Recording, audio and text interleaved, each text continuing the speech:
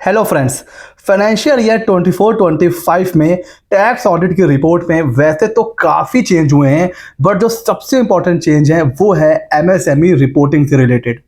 तो इसके ऊपर हमने एक वीडियो बनाया था कि भाई टैक्स ऑडिट में क्या क्या चीज़ें चेंज हुई हैं। आज हम फोकस करेंगे एमएसएमई रिपोर्टिंग के ऊपर कि जब आप टैक्स ऑडिट मतलब इस बार जब आप कंडक्ट करेंगे फॉर द फाइनेंशियल ईयर 24-25 के लिए, तो एमएसएमई की रिपोर्टिंग कैसे करनी है और किन किन चीज़ों का हमें ध्यान रखना है। तो देखिए, अभी तक जो एमएसएमई की रिपोर्टिंग हम लोग कर रहे थे टैक्स ऑडिट रिपोर्ट में, उसका था क्लॉज 22 और उसमें इंटरेस्ट इन एडमिसिबल जो होता है सेक्शन 23, अगर आप एमएसएमई का पेमेंट माइक्रो और स्मॉल इंटरप्राइज का पेमेंट टाइम से नहीं करते हैं तो जो उसके ऊपर इंटरेस्ट पे किया जाता है वो इन एडमिसिबल होता है, वो डिसअलाउ हो जाता है। तो उसकी रिपोर्टिंग करनी होती थी और टोटल पेबल टू एमएसएमई ये रिपोर्ट करना होता था। बट इस बार फाइनेंशियल ईयर 24-25 से ब्रेकअप भी देना पड़ेगा, दोनों का, टाइमली पेमेंट का भी और डिलेड पेमेंट का भी। तो एक नई चीज ऐड हुई है इस बार पूरे साल में 1 अप्रैल से 31 मार्च के बीच में जो भी आपने पेमेंट करा है एमएसएमई को, ठीक है, क्लाइंट ने अगर पेमेंट करा हुआ है तो उसका पूरा ब्रेकअप देना है, चाहे वो टाइमली पेमेंट हो चाहे वो डिलेड पेमेंट हो। तो एक तो ये चेंज हुआ है, इस चेंज की वजह से अब कैसे रिपोर्टिंग पूरी तरह से बदल गई है वो देखते हैं।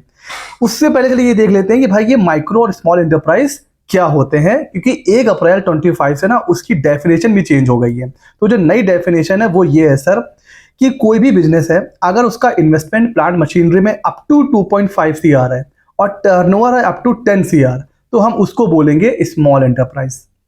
और अगर किसी का 2.5 सीआर से ज्यादा हो गया investment but up to 25 CR है और टर्नओवर 10 सीआर को क्रॉस कर गया बट अप टू 100 सीआर है, तो उसको हम कहेंगे माइक्रो एंटरप्राइज।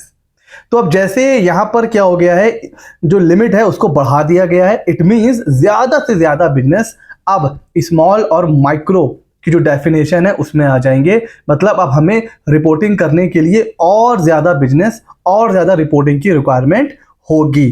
क्यों? क्योंकि लिमिट चाहे वो इन्वेस्टमेंट की हो या टर्नओवर की हो उसको बढ़ा दिया गया है। तो अगर आप और ये दोनों कंडीशन सेटिस्फाई होनी चाहिए, इन्वेस्टमेंट 2.5 सीआर और टर्नओवर अप टू 10 सीआर, तो ही आपको स्मॉल या फिर माइक्रो एंटरप्राइज माना जाएगा। ठीक है सर।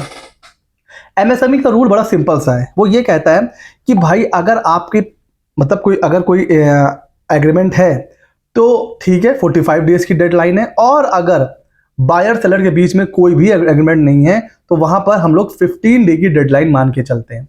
मतलब अगर 1 तारीख को मतलब ड्यू डेट है उसकी पेमेंट की, वहां से बिल रेज हो गया है, सप्लाई हो चुकी है, तो वहां से मतलब 15 दिन के अंदर अंदर आपको पेमेंट कर देना है। अगर कोई एग्रीमेंट नहीं है, एग्रीमेंट है तो 45 डे का है। ठीक है। तो अब अगर आप ये डेडलाइन मिस कर देते हो ना, तो वो जो एक्सपेंस है वो डिसअलाउ हो जाएगा असेसमेंट ईयर 25-26 में। अच्छा, एक बार डिसअलाउ हो गया तो फिर क्या आप उसको दोबारा रिक्लेम कर सकते हैं? यस। अगर आपका कोई डिडक्शन डिसअलाउ हो जाता है तो आप उसको दोबारा क्लेम कर पाओगे। कब? जब आप उसको एक्चुअल में पे करोगे। जैसे सपोज 24-25 का पेमेंट था, आपने नहीं किया, वो आपने कराया 25-26 में, तो उसका डिडक्शन आपको कब मिलेगा?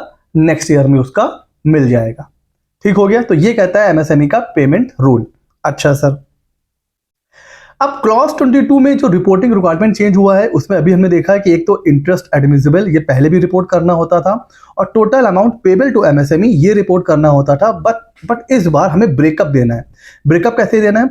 वो पेमेंट जो within the due date हो गए हैं, चाहे वो 15 डेज हो चाहे 45 डेज हो, जो भी payment within the due date हो गए हैं उसका अलग ब्रेकअप देना है, और जो पेमेंट डिले हो गए हैं उसका अलग देना है ब्रेकअप, क्योंकि वो डिसअलाउ हो जाएंगे। तो अब दोनों का अलग अलग ब्रेकअप देना है। जो विद इन ड्यू डेट पे हो गया है उसको भी रिपोर्ट करना है, और जो विद इन ड्यू डेट के बाद मतलब आफ्टर ड्यू डेट पे हुआ है उसका भी हमें यहाँ पर रिपोर्टिंग करनी है। अगर इसको मैं एक छोटे से चार्ट से आपको समझाऊं, बहुत ही अच्छा चार्ट है ये। तो देखिए इसमें सिंपली क्या है, आपको पे करना था जो भी बैलेंस शीट का जो लायबिलिटी साइड होता है ना, उस पे आ रहा होगा पेबल। ठीक है, वो लिस्ट आपको ले लेनी है। फिर आपको ये देखना है कि अगर वो अदर देन एमएसएमई है, मतलब ना वो स्मॉल एंटरप्राइज है ना वो जो है मीडियम एंटरप्राइज है, माइक्रो, ना वो माइक्रो एंटरप्राइज है, ना वो स्मॉल एंटरप्राइज है, तो फिर आपको रिपोर्ट नहीं करना है, बिकॉज क्लॉज 22 में एमएसएमई की रिपोर्टिंग है। अच्छा, अब अगर वो पेबल है टू एमएसएमई, तो यहां पर भी अब आपको ये देखना है कि क्या उसको विद इन ड्यू डेट पे कर दिया है या विद इन ड्यू डेट नहीं पे किया है। अगर विद इन ड्यू डेट पे कर दिया है तो भैया उसको रिपोर्ट करना है क्लॉज 22 में, और अगर टाइमली पे नहीं किया है तो फिर वहां पर आपको ये देखना है कि क्या 24-25 में उसको पे कर दिया है।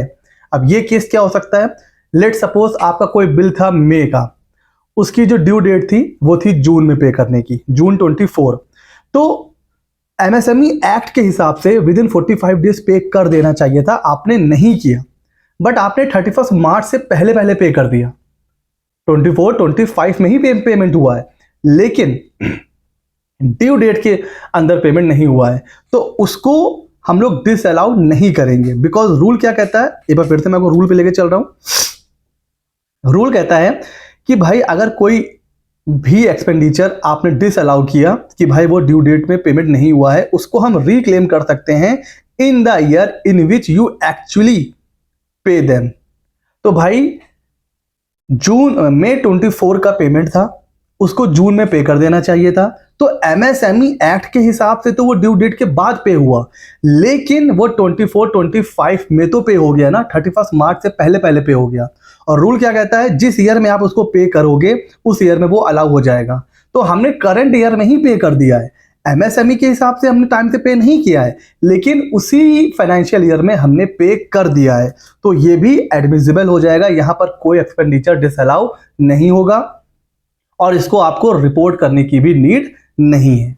ठीक हो गया, ध्यान से समझिएगा। फिर से पेबल था, आपने चेक किया कि भाई बैलेंस शीट में पेबल है, फिर आपने देखा अदर देन एमएसएमई कौन सा है और एमएसएमई कौन सा है। जो अदर देन एमएसएमई था उसको रिपोर्ट करना ही नहीं है। फिर आपने देखा कि एमएसएमई को कौन सा पेबल था। अब जो एमएसएमई को विद इन ड्यू डेट पे हो गया है उसको रिपोर्ट कर दीजिए, और जो विद इन ड्यू डेट पे नहीं किया है लेकिन फाइनेंशियल ईयर 24-25 में उसको आपने पे कर दिया है, तो वो भी एडमिसिबल हो जाएगा और उसको कहीं रिपोर्ट नहीं करना है। और अगर आपने विद इन ड्यू डेट भी उसको पे नहीं करा, क्या मतलब, ना एमएसएमई की ड्यू डेट के अंदर आपने पे करा, ठीक है, और ना ही आपने उसको उस फाइनेंशियल ईयर में पे करा, दोनों में से कोई भी कंडीशन सेटिस्फाई नहीं हुई।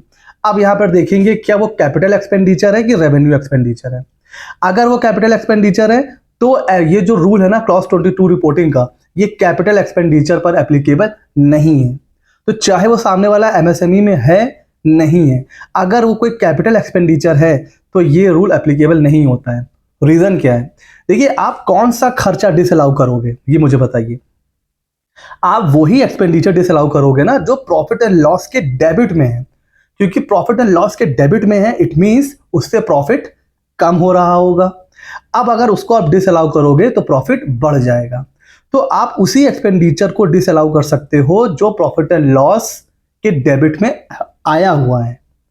तो कैपिटल एक्सपेंडिचर क्या होता है सर, वो प्रॉफिट एंड लॉस में नहीं आता है, वो बैलेंस शीट में जाता है, तो इसको तो रिपोर्ट करना ही नहीं है। और हाँ, अगर वो डेबिट था मतलब रेवेन्यू एक्सपेंडिचर था और प्रॉफिट एंड लॉस में डेबिट भी हुआ है, तो ये इनएडमिसिबल है, मतलब डिसअलाउ है, इसको भी रिपोर्ट करना है। अब आप देखिए दो चीजें आपको रिपोर्ट करनी है।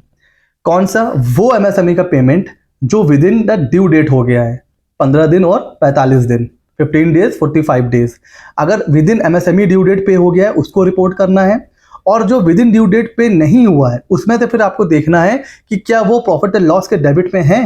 अगर वो प्रॉफिट एंड लॉस के डेबिट में है और वो करंट फाइनेंशियल ईयर में पे नहीं हुआ है, तो उसको भी आप लोग डिसअलाउ करेंगे, उसको भी आपको रिपोर्ट करना होगा टैक्स ऑडिट में। इसके अलावा वो इंटरेस्ट, देखिए जब भी एमएसएमई को कोई पेमेंट करना होता है और वो टाइमली पेमेंट नहीं होता है, तो वो जो इंटरेस्ट होता है उसको डिसअलाउ करा जाएगा, क्योंकि एक तो आपने गलती करी, आपको एमएसएमई को विद इन ड्यू डेट पे करना था, आपने पे नहीं करा, ठीक है, आपने 1 महीने बाद, 6 महीने बाद, 8 महीने बाद पे करा, तो एमएसएमई एक्ट क्या कहता है कि आपको उसके ऊपर इंटरेस्ट पे करना पड़ेगा। अब अगर वो इंटरेस्ट आपने प्रॉफिट एंड लॉस के डेबिट में दिखा दिया है, तो उसको उठा करके आपको डिसअलाउ करना है और क्लॉज 22 में उसकी रिपोर्टिंग भी करनी है। ठीक हो गया। तो ये है क्लॉज 22 में जो अपडेट हुआ है इस फाइनेंशियल ईयर में, उस हिसाब से इन चीज़ों का आपको ध्यान रखना है। उसके अलावा किन किन चीज़ों का आपको ध्यान रखना है, जब आप ये रिपोर्टिंग करने बैठेंगे ना, तो जिसका भी आप टैक्स ऑडिट कर रहे हैं, सबसे पहले तो लिस्ट निकलवा लीजिए वेंडर्स की, जो भी मतलब पेबल है, और सबका एमएसएमई रजिस्ट्रेशन मंगवा लीजिए सर्टिफिकेट, और चेक करना शुरू करिए कौन एमएसएमई में रजिस्टर्ड है और कौन नहीं है। सारी की सारी पेमेंट ड्यू डेट्स को बहुत केयरफुली यहां पर आपको एनालाइज करना है। ये देखना है आपको कि within MSME due date कौन सा पेमेंट हुआ है और कौन सा आफ्टर ड्यू डेट हुआ है। ठीक हो गया। उसके अलावा मान लीजिए कोई एक्सपेंस बुक हो चुका है, प्रॉफिट एंड लॉस के डेबिट में है, तो डिडक्शन उसकी कब मिलेगी? डिडक्शन भैया तभी मिलेगी जब वो एक्चुअल में पे होगा। एक्चुअल में पे नहीं होगा ना सर, तो भले ही वो प्रॉफिट एंड लॉस के डेबिट में है, उसकी डिडक्शन नहीं मिलेगी। इसको बहुत ध्यान से चेक करना है। और ये सारी की सारी एक्सरसाइज मेनली करनी है 31 मार्च 2025 के बैलेंस के ऊपर। आपको 31 मार्च का बैलेंस उठाना है, उसमें फिर आपको ये देखना है कि कौन सा ऐसा है जो विद इन ड्यू डेट पे हुआ है और कौन सा ऐसा है जो विद इन ड्यू डेट पे नहीं हुआ है। क्योंकि आप खुद ही देखो ना, वही तो आप डिसअलाउ करोगे जो 31 मार्च में पेबल है। जो ड्यूरिंग द ईयर पे हो चुका है तो उसका तो कोई मतलब ही नहीं है, वो भी हमने देखा, तो कहीं रिपोर्ट करना भी नहीं है। उसी तरह आपको रिटर्न कम्युनिकेशन करनी होगी ट्रेड पेबल्स के साथ। हो सकता है जिसका आप ऑडिट कर रहे हो वो ये बोले कि सर ये तो एमएसएमई में रजिस्टर्ड है ही नहीं, तो आपको उसकी बात पे भरोसा नहीं करना है। आपको उसकी ईमेल आईडी, ये मोबाइल नंबर लेना है, जो भी एड्रेस है वो लेना है, और आपको खुद रिटर्न कम्युनिकेशन करना है कि क्या आप एमएसएमई में रजिस्टर्ड हो या नहीं हो। और अगर वहां से रिप्लाई आ जाता है, मतलब आपको उस कम्युनिकेशन में ये बात कह देनी है कि भाई with in 7 days, with in 3 days, with in 10 days आप रिप्लाई करिए। अगर आपका रिप्लाई नहीं आया तो हम मानेंगे कि आप एमएसएमई में रजिस्टर्ड नहीं हैं। और अगर रिप्लाई आ जाता है कि हाँ एमएसएमई में रजिस्टर्ड हैं, तो फिर उस हिसाब से आपको रिपोर्टिंग करनी है। तो इस चार्ट का आप स्क्रीनशॉट ले सकते हो। इस तरीके से इस बार जब हम टैक्स ऑडिट की रिपोर्ट तैयार करेंगे तो इन चीज़ों का, इन पॉइंट्स का हमें ध्यान रखना है। फटाफट से एक बार रिवाइज कर लेते हैं। आपको सबसे पहले ये देखना है कि भाई पेबल है तो वो किसको है, अदर देन एमएसएमई है कि एमएसएमई है। अदर देन एमएसएमई है छोड़ दीजिए, और एमएसएमई वाला है इसको भी 2 पार्ट में डिवाइड करिए। अगर विद इन ड्यू डेट पे हुआ है उसको रिपोर्ट कर दीजिए, विद इन ड्यू डेट पे नहीं हुआ है लेकिन ड्यूरिंग द फाइनेंशियल ईयर पे हो गया है तो कोई टेंशन नहीं, उसको भी छोड़ दीजिए। और अगर एमएसएमई की ड्यू डेट में पे नहीं करा और फाइनेंशियल ईयर 24-25 में भी पे नहीं हुआ है, तो अब आप देखिए कि अगर वो कैपिटल एक्सपेंडिचर है तो कुछ रिपोर्टिंग नहीं होगी, और अगर वो प्रॉफिट एंड लॉस में डेबिट है तो उसको डिसअलाउ कर दीजिए। और एमएसएमई को देर से पेमेंट कराए, उसका इंटरेस्ट है तो वो भी डिसअलाउ होगा। ठीक हो गया जी। कैसा लगा वीडियो हमें जरूर बताइएगा। ऐसा ही मजेदार और इंटरेस्टिंग वीडियोस के लिए हमारे चैनल को सब्सक्राइब कर लीजिए। मिलते हैं अगले नॉलेजेबल वीडियो में।